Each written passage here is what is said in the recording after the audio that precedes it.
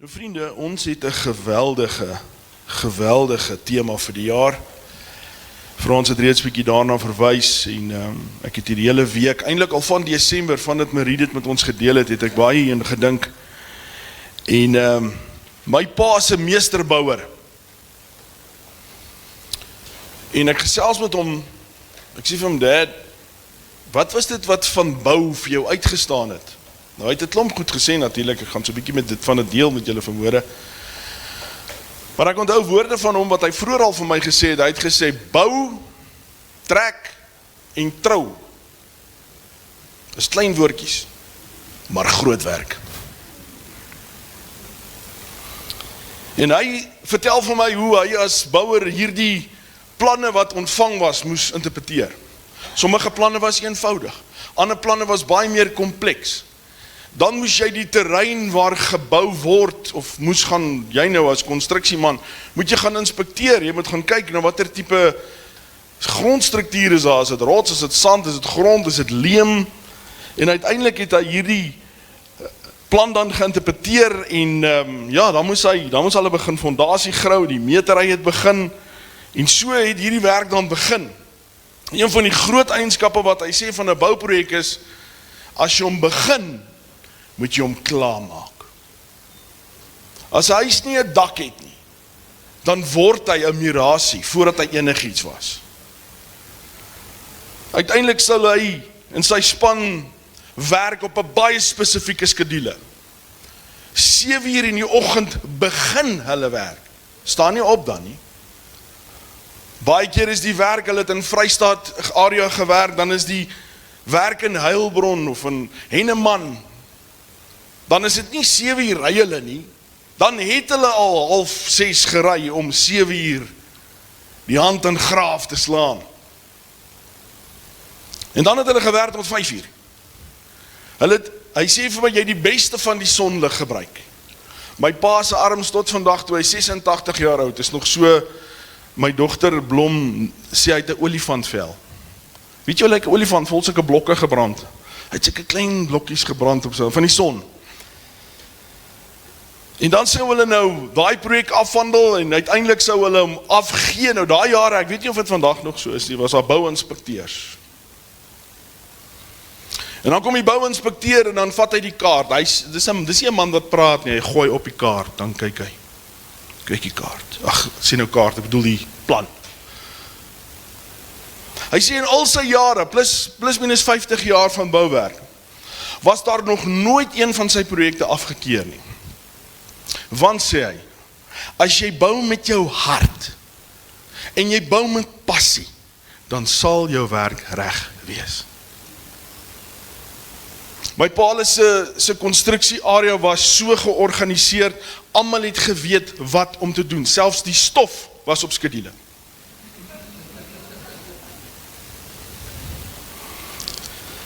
Hy het 'n toolboy gehad, Mishak, of ek dink hy het gesê Mishak is sy naam. Daai man het so goed geweet wat het gebeur met tools, dat ek spot nou, maar daai tools het hulle self in die kratte ingelaai. Bouvriende, gaan iets van my en jou vra. Dit is inderdaad 'n klein woordjie. En wat Haggai bedoel het daar, en ek gaan uiteindelik by Johannes 7 land, maar wat Haggai bedoel het daar, in daardie gedeelte is gelaai met messiaanse taal. Ek gaan dit nou vir jou lees. Maar wanneer ek en jy in lyn kom met ons Messias, ons meesterbouer se missie, gaan ons dit met ons hart moet doen. Nou, Haggai sê die volgende. Hy sê, julle het baie gesaai, maar min ingebring. Julle het geëet, maar nie tot versadiging nie. Julle het gedrink, maar nie genoeg gekry nie. Hou net so 'n bietjie daai gedrink gedagte en net so 'n bietjie in jou agterkop. Ek gaan nou in Johannes 7 gaan ek weer oor gesels. Julle het julle geklee, maar nie warm geword nie. En wie om verloon verhuur om dit in stikkende beurse te steek. Wat 'n toestand, wat 'n absolute toestand. So sê die Here van die leerskare, gee ag op wat julle wedervaar het. Gee ag op wat jy sien om jou. klim op die berg en bring hout aan en bou die huis. Dan sal ek 'n welgevalle daarin hê en my verheerlik, sê die Here. Nou hierdie konteks hier van Haggai is die bou van die tempel. Nou vriende, julle sal weet dat die Here Jesus sal in die tempel kom en uiteindelik vir die wetsgeleerdes en fariseërs sê, julle het hierdie tempel gebou, maar ek sê vir julle, in 3 dae sal ek dit afbreek en in 3 dae sal ek dit opbou. Die tempel hier in Haggai is net 'n metafoor vir Christus, ons Messias. Nou daar is een ding wat my pa gesê het. Ek chat met hom, ek sê, Dad, wat was die grootste les wat jy geleer het? Hy sê, die volgende vir my. Jy is die voorbeeld vir jou manne. Hulle sien jou bouetiek, styl en uithou vermoë. So my pa was nie 'n boukontrakteur wat gesit het in sy Hilux nie. Of is dit nou 'n bakkie of is dit, julle verstaan. Hy was op site. Sy hande is grof en groot tot vandag toe nog. Hy het die vermoë om onverbiddelik te werk van die oggend tot die aand. Hy het sonder ophou boulyne seker gemaak en parallel gehou sodat waterpas is. Nou vriende, my pa is glad nie 'n persoon wat ek nou kan vergelyk met die Messias, want ons almal skiet ver te kort. Maar daar is iets in etiek en iets, 'n dissipline wat my pa vir my gegee het en wat Jesus vir my en jou gee. Hy gaan van jou iets vra. Hy gaan van jou iets vra en weet jy wat, hy gaan vooruit gaan en hy gaan jou wys hoe 'n meesterbouer werk. Nou blaai saam met my na Johannes 7. Dan gaan ek vir jou 'n voorbeeld gee waar die meesterbouer vir ons gewys het hoe om te bou, hoe om aan te hou bou tot die bittere einde toe. Johannes 7. Ek gaan jou so 'n bietjie konteks gee van wat hier gebeur. Johannes is besig om sy evangelie te skryf en ek het al van hierdie kansel af so 'n bietjie van Johannes gesels. Ek is baie lief vir die evangelie vir Johannes. Ek is heeltyd ontvind ek myself hierdie literêre werk en die teks is net so diep en so kosbaar. Maar Johannes skryf sy evangelie sodat die leser tekens sien, padtekens wat wys na een persoon toe, Christus. Of hy vertel van 'n persoon of 'n event of 'n gebeurtenis, die klem van Johannes se evangelie is Jesus Christus, die Messias, die verlosser. En in Johannes 7 is 'n hoofstuk van konflik. Jesus het konflik met sy broers. Hulle gaan na 'n fees toe. Hulle sê vir hom, dis nou Jakobus en Johannes, sy halfbroers. Hulle sê vir hom, "Ag, weet jy wat, bly jy eintlik maar hierso, want jy veroorsaak net moeilikheid waar jy gaan." Op hierdie stadium was Jesus se faam en sy naam alreeds baie bekend. Hy was reeds op die radar van die fariseërs en die sadduseërs. Hy het 'n geweldige politieke bedreiging, veral vir die priesterdom ingehou. Minder vir Romeine, vir die Romeinse ryk, maar wel vir die godsdienstige priesterlike amp. En hulle sê vir hom, sy broer sê vir hom, ons gaan fees toe, bly hier. Wat 'n fees? Die fees van Tabernakels. Nou wat word gevier in die fees van Tabernakels is baie relevant tot ons studie vanmôre. En dit het baie te doen met wat in Haggai aangaan. Want op die fees van Tabernakels het die Jode 'n baie spesifieke herdenking gevier. Dit was nadat hulle uit Egipte gelei is, was hulle gedwonge gewees om in hitte te bly, omdat daar niks was vir hulle nie. Hulle kom uit Ramesses uit, en hulle trek vir 7 dae, waarmee jy nou bly? Jy moet nou hitte bou. En hierdie fees was 'n herdenking van wat hulle daar ervaar het.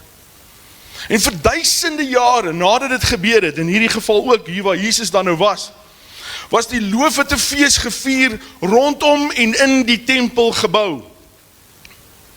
En wat gevier was verskriklik belangrik. Natuurlik het almal tente en hitte. Ek dink dis waar die kampindustrie vandaan kom.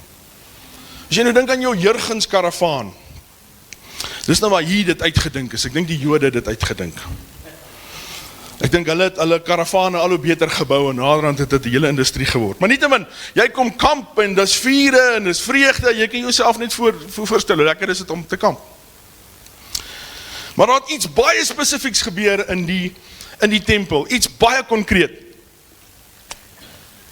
Die priesters het vir 7 dae, op 'n spesifieke tyd in die dag, het hulle water geneem en gegooi rondom die altaar, so gesprinkel, terwyl hulle gesê het, onthou ons, toe ons in die woestyn was, het u vir ons water gegee toe ons dors was. En dan sal hulle dit herhaal. Onthou, die Here het vir ons water gegee toe ons dors was, dan gooi hulle. Onthou, en so dag vir dag, 7 dae gebeur dit. En dan as hulle dit gedoen het, dan sê hulle, Messias, kom en les ons dors. Dan sê hulle, Hosanna, wat beteken die verlosser, of kom verlos ons, en dan gaan die prosesie voort. Water in tempeldiens het 'n spesifieke betekenis gehad, en in die konteks van Haggai, en in die konteks van van Johannes 7, het dit te doen met die Messias. Dis 'n uitroep gewees, kom na ons toe, ons het dors. Die Romeine verdruk ons wil ons eie land hê, ons wil ons eie identiteit hê. Kom asseblief en kom verlos ons. 7 dae. Goed, op die laaste dag sou hierdie prosesie dan nou sy hoogtepunt bereik, en dan as die priesters het afgehandel het, dan is daar 'n oomblik van stilte, van refleksie, en luister mooi wat gebeur, vers 37, op die laaste dag, die groot dag van die fees, dis nadat die laaste prosesie gemaak is, die laaste uitroep is gemaak, die laaste priester het sy uitroep gegee, Messias, kom, les ons dors. In die oomblik van stilte, van refleksie daarna, kyk wat gebeur. Op die laaste dag, die groot dag van die fees, in hierdie stilte, het Jesus gestaan, en uitgeroep en gesê, as iemand dors het, laat hom na my toe kom en drink. Nou as dit nie 'n advertentiebord is vir ek is die Messias nie, dan weet ek nie. Hy maak 'n groot teken op homself. Hy sit dit op sy bors. Hy sê, kyk hier, as jy wil die sneller trek, hier is ek. Ek is die Messias. Ek is die een wat jou dors les. Ek is die een wat jou kan help. Ek is die een wat julle deurgehelp het. Nou vriende, hierna sou daar 'n geweldige groot konflik gebeur, tot soveel so, dat Jesus uiteindelik op die kruis sou sterwe. Maar ons weet, hy het opgestaan. En hy het die dood verwoes, en die kettinge van sonde verbreek. Nou wat het hierdie met bou uit te waai? Miskien vra jy, hoe raak dit my en ons in 'n moderne lewe, hier in vereniging, in ons gemeente? Vriende, hier is 2 eienskappe. En hierdie was nie Johannes die skrywer se doel nie, ek vat dit as student uit. Maar hier is 2 eienskappe van die meesterbouer, wat ek glo ek en jy moet snap, as ons hierdie jaar se progressie van bou ten minste reg wil begin. 2 eienskappe. Jesus het gestaan, daar was aksie, en hy het uitgeroep. Hy het iets aangekondig, hy het iets gesê, hy het iets gedoen met wie hy was. En hierdie 2 eienskappe kry jy daar, dit staan duidelik daar. So ek sê weer, dis is 'n disclaimer. Dis nie wat Johannes hier bedoel nie, dis wat ek hierin sien. En ek vat dit en ek sê, as ek nou my pa se raad moes luister, en hy sê, Leon, weet jy wat? Jy as persoon, kom sê, ek is nou die leier van 'n konstruksie site. Jy is die voorbeeld, jy moet die harde werk insit, jy moet die motivering doen. Kom en vat ek as student en ek sê, wat is dit wat Jesus demonstreer as meesterbouer? Hy het 2 goed gedoen. Net vir vanoggend, hy het baie goed gedoen, maar 2 goed, ek wil nie met op 2 goed fokus vanmôre. Hy het gestaan en hy het uitgeroep. Daar is 'n verhaal wat opgeteken is in 404 het dit afgespeel. Dis die jare na Christus. Die Romeinse Ryk is nie meer wat dit was nie, veral nie 313 jaar na Christus nie. al die vervolging van die Christene het net nog meer Christene veroorsaak. Hoe meer die vyand die werk van die Here probeer keer het, hoe meer en meer en meer het sy disippels geword. En in 404 was daar 'n gewone man soos ek en jy, wat net eenvoudig dik was, fed up was, met wat gebeur het in die Kolosseum. Sy naam was Telemachus. En hy het vir homself gesê, vandag gaan ek iets doen in daai Kolosseum. En hy, dit skryf die geskiedskinders, het 'n vuur in sy hart gevoel, om na die Kolosseum toe te gaan, die loftes van die dag. Nou, dit het nou niks met rugby uit te waai nie. Dit wat hier gebeur, sou uiteindelik lei tot rugby, ek sal dit nou vir jou verduidelik. Maar hy sê vir homself, ek gaan na die Kolosseum toe gaan, want hierdie kan nie aangaan soos dit aangaan nie. En hy was omtrent in die streke van Sirië, sê die geskiedenis, is hy gebore, so hy het 'n paar dae sy reis gehad Rome toe. Maar hy's 'n man wat vir homself gesê het, enough is enough, ek gaan nou my staan. En hy het gearriveer by die Kolosseum, en soos gewoonte was die spele aan die gang, en die gladiatori, of die gladiators, ek weet nie wat se goeie Afrikaanse woord vir dit, die vegters, was al reeds besig om in die arena hulle brutaliteit uit te oefen, en Telemachus het sy weggevind by een van die areas en uiteindelik beland hy op die sand binne in die Kolosseum. En hy storm tussen hierdie gladiators, hierdie vegters in.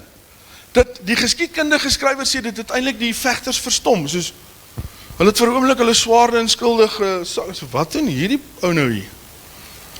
En die skare het gejuig en gejul.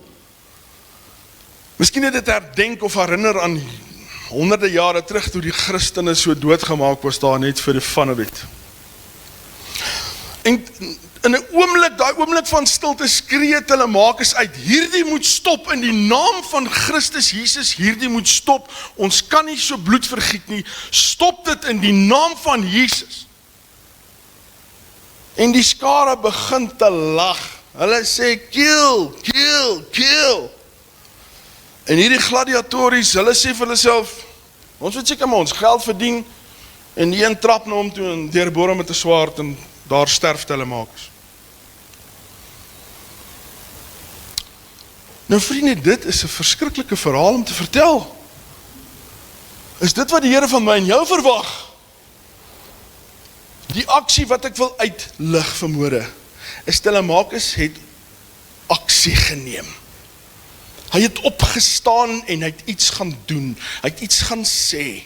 Vriende, ek wil vanmôre met die ouens praat, wat 'n roeping op hulle harte het, maar nog nie seker is wat met hulle doen daarmee nie.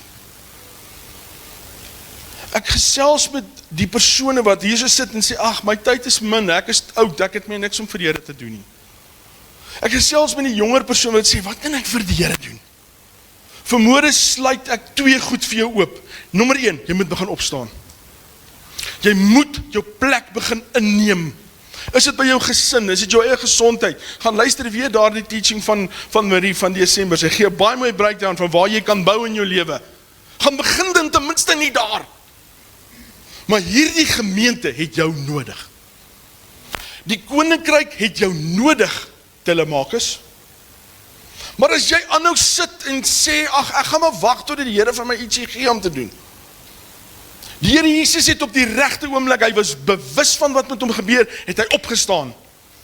En hy het die hele wêreld verander. Nou vriende, vanmôre verwag die Here nie van jou om soos Telemachus na jou lewe af te lê nie. Uiteindelik sal dit gebeur as ons soos gedissiplineerde volgelinge hom volg. Maar kom ons begin by die eerstes, nie die eerstes van vanmôre. Wie van julle moet opstaan? Wie van julle moet uitroep? In jou gesin, in jou besigheid, daar waar jy besig is.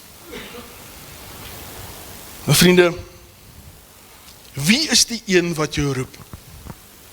Wie is hy, die meesterbouer, wat sê, kom staan op saam met my. Roep uit, wie is ek? Wie is hy? Kom ons vat dit 'n oomblik en ons sê vir onsself, wie is ons meester? Vriende, hy is vanmôre die een wat jou roep, reg? Hoor julle hom? Hoor julle hoe roep hy jou? Hoor julle hoe vra hy jou om op te staan vir hom? En om uit te roep en uit te gaan. Hy is die een wat sê, ek is jou leidsman. Met ander woorde, ek hou nie op bou nie. Ek is die meesterbouer. Ek is die een wat nog op site is. Ek is die een wat seker maak die lyne is reg. Ek is die een wat genoem word die hoeksteen. Maar wat ek van jou vra is, al moet jy die toolbox pak, doen dit met hart. Hy is jou leidsman vermoere wat sê, ek sal jou lei. Hy is vermoere jou hulp. Jy sê, ek weet nie wat om te doen nie. Hy sê, ek sal jou help. Ek het al die wysheid in pag. Ek sal jou help. Hy is die een wat vermoere sê, ek is jou sterkte. 7 uur, Here, op 'n bousite. Ek sal jou help. Ek sal jou sterkte wees. Ek sal jou motiveer. Ek is jou skuld, sê hy.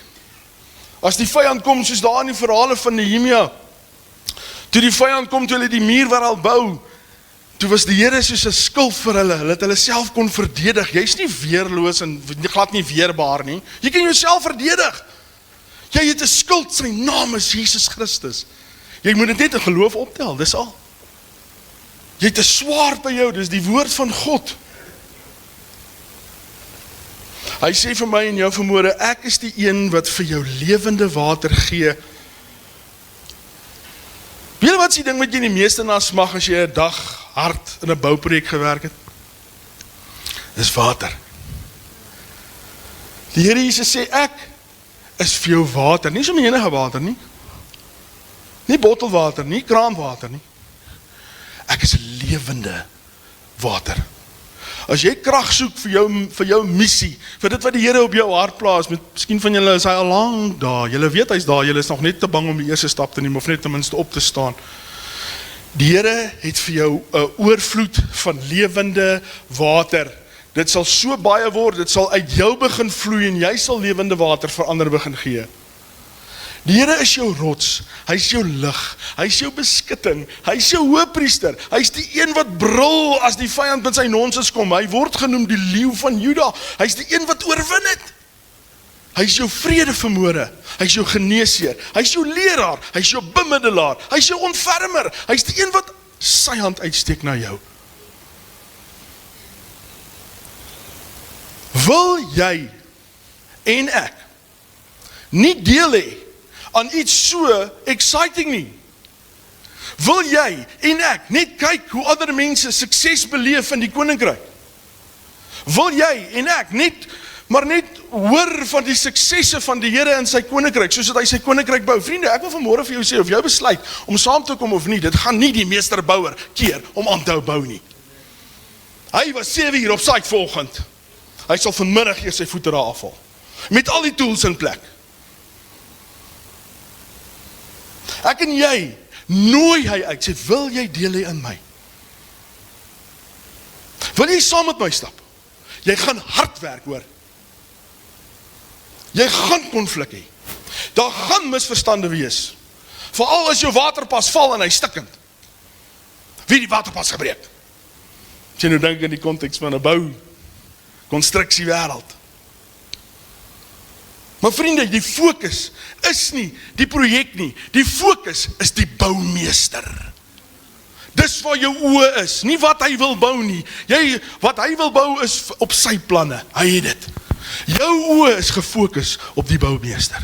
Dis waar jou oë is.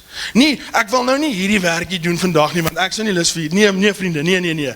Dis wat Hebreërs 6 sê. Julle moes al.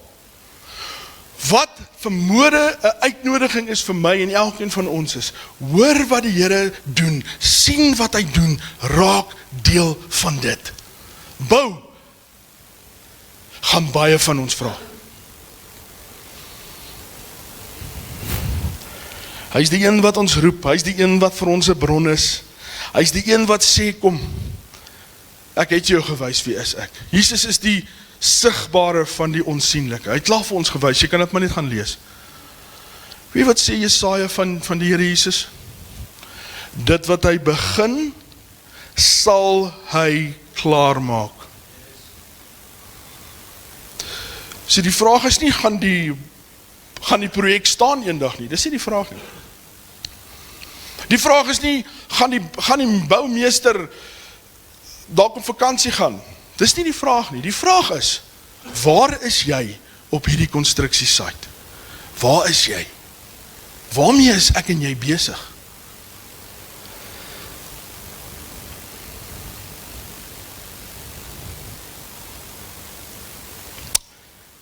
Nadat Telemachus tragies sterf in die Kolosseum. En 'n deel van die lyke word van hierdie fikse atletiese gladiators wat dit nie gemaak is nie. Kom 'n boodskap uit by gouverneur Honorarius, die keiser van die dag. En 'n hofdienaar vertel vir hom van iets wat nog nooit van tevore gebeur het nie. 'n Persoon wat homself gewillig tussen die gladiators sit en skree hulle moet stop. En met 'n ligte frons sit Honorarius en luister en hy sê, wie was hy? Nee, ons weet nie. Wat het gebeur? Nee, keiser, die skare het gesê hulle moet hom doodmaak en hulle het.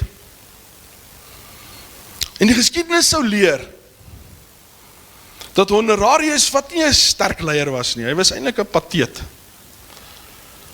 As jy nou die geskiedenis gaan lees, maar daar is een ding wat Honorarius reg verstaan het, en dis moral law, die morele reg van lewe. En kort na hierdie insident van Telemachus, skryf hy 'n wet, hy proklameer die wet, dat daar tot en met sy regering in die toekoms in geen bloedvergieting meer sal wees in die Kolosseum nie. Die dag wat Telemachus sterf, was die laaste dag waar daar 'n druppel bloed gestort was in die Kolosseum. Dis hoekom ons vandag rugby speel. Selfs sport het die meesterbouer kom verander. Nothing is untouched by him. En ek preek nie oor sport nie. Vraag is, was daar groot huldeblyke gewees vir Telemachus? Glad nie. Het iemand 'n plakkaat vir hom opgerig, of miskien, wat is nou die woord, 'n standbeeld? Niks. Ek moes behoorlik gaan soek vir inligting vir Telemachus. Ons weet nie wat was sy van nie, ons weet nie waar was sy vrou, het hy 'n vrou, ons weet niks van Telemachus. Weet jy wat? Is dieselfde met my en jou. Hoekom? Want die fokus is die meesterbouer. Dis waar ek en jy moet fokus. So vriende, hierdie uitdaging is groot. Ek staan laasweek, ek speel basgitaar en ek kyk daai 20 jaar the year of build en ek sê, en ek dink dis waar hierdie boodskap begin voel het in my. Sê Here, mag ons opdaag. Mag ons bou in die koninkryk. Mag ons eendag gevind word as daai bouinspekteur opdaag. En hy sê, wys my jou werk. Kom, wat ek sien. Wat het jy gedoen? Laat ek sien. Hoe lyk jou boulyne? Waar is jou tools? Waar is dit? Wat gaan ons sê? Mag dit wees dat ons as 'n gemeente se werk op datum is. Dat die lyne gelê is, dat die fondasies gegrou of gegooi, en so kan ons aangaan op die bouprojek. Mag ons meesterbouer vandag knik, as hy vir ons kyk. Jy weet mos as iemand vir jou sê, well done, mag hy vir ons knik, en ons weet, ons is besig om sy plan uit te voer.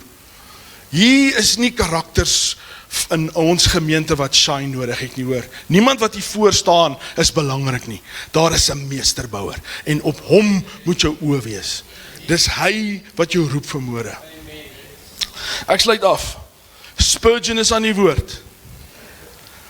If you are idle in the Lord's work, you are not idle for want of ability, but for what's of heart. Gaan nie oor jou abiliteit nie, dit gaan oor jou hart. Gaan hom weer vir jou lees. If you are idle in the Lord's work, you are not idle for want of ability, but for want of heart. For the Lord does not ask about our ability, but about our availability. Therefore, the church is not to be a museum of saints, but a workshop for stewards. Ons gaan werk. Ons gaan skouer in die wiel sit. Wie is daai een digter wat gesê het? Hy het gesê, manne, baadjies uit, pette af, skouer in die wiel. Daar's baie werk om te doen. Daar's 'n paar kursusse wat aangebied word hierdie jaar, daar's bedieninge daar's soveel goed wat gebeur. Vra jouself, waar moet ek opstaan? Waar moet ek begin uitroep? Waar is my werkie? Waar moet ek wees? Sal jy dit doen? Sal jy dit doen in hierdie week? Sê Here, jy het met my gepraat, ek wil nie uitmis nie, ek wil nie uitmis op hierdie groot projek nie, hierdie revolusionêre projek nie, ek wil nie uitmis op dit nie. Vra hom, moenie uitmis nie. Die Here sê in sy woord, ek sal jou beloon en my beloning is groot. Kom ons sluit ons oë. Here, baie dankie vir u woord. En, Here, help ons om aan te meld vir u diens. Help ons om aan te meld vir dit waarvoor ons u roep. Party van ons moet met kindertjies werk, party van ons moet met boeke werk, party van ons moet met... So gaan dit aan. U is so getrou, maar help ons, Here, dat ons fokus op u sal wees. Die fokus is nie Charisma Fellowship nie. Die fokus is ons Messias. Hy is die meesterbouer. U is die een wat ons aandag wink. U is die een wat ons aandag wil hê. Hierdie is net die werkswinkel. Dis hier waar ons tools lê. Dis hier waar ons projek vorm aanneem. Dankie Here dat u ons lei. Dankie dat u ons inspireer. Dankie dat u ons aktiveer. Ons kan dit nie doen sonder u Here nie en ek is die eerste wat dit erken. Neem beheer oor u bouprojek, Here. Ek vra dit in u kosbare naam. En seën ons soos dit ons werk aan hierdie bouprojek wat u vir ons gegee het. Hoe hy lyk, waartoe hy gaan, dis nie eers belangrik nie. Hoekom nie? Want ons oë is gefokus op die meesterbouer. Amen.